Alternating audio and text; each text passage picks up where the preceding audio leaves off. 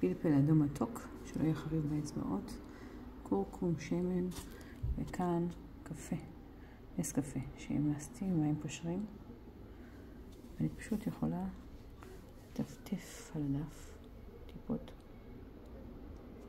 טיפות כאלה, לברוח עם הידיים, ולהרפב עם השמן, האצבע שלי ככה, מרפיקה, ליצור קטמים,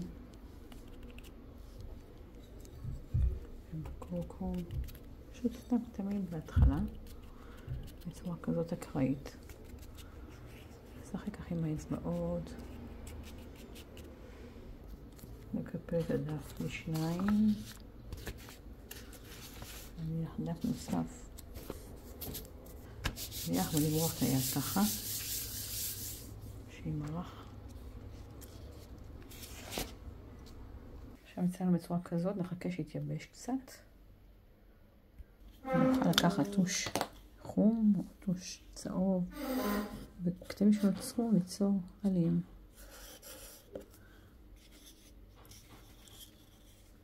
ממש בצורה כזו. נדגישה פה את הכתם הגדול, כמו לשלכת גדול. עושה ככה את הנימים של העלה. ממש להוסיף בטוש. אם קצת חתוך, אפשר לחכות שהטוש לא יתקלקל. ליצור עלה גדול. שעלה פה מסביב. אם יש לכם פנדה זה עוד יותר טוב. גם פנדה זה נקרא צבע שמן. יבש כמו גיר, שזה פנדה.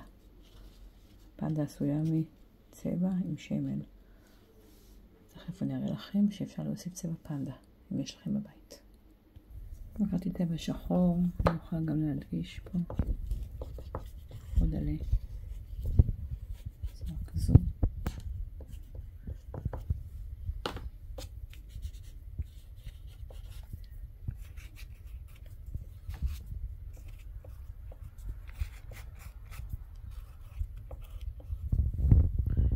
כבר נוצרת לי מקטעים של התבלינים מהקפה, נוצר לי ציור של שלכת.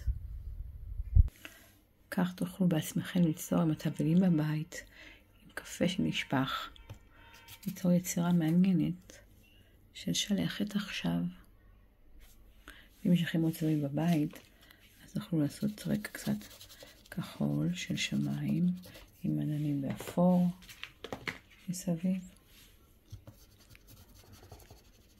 בצורה כזאת. לרוח עם האצבע אפשר כמובן. אפשר קצת נגיעות ירוקות לעלים שנשרו, שעדיין יש בהם קצת ירוק להוסיף בצורה כזאת. קצת ירוק עם פנדה, אם יש לכם בבית. עם טושים, הקלמר, עפרונות צביה, מה שרוצים. אז שלכת עכשיו. הסתיו מתחיל.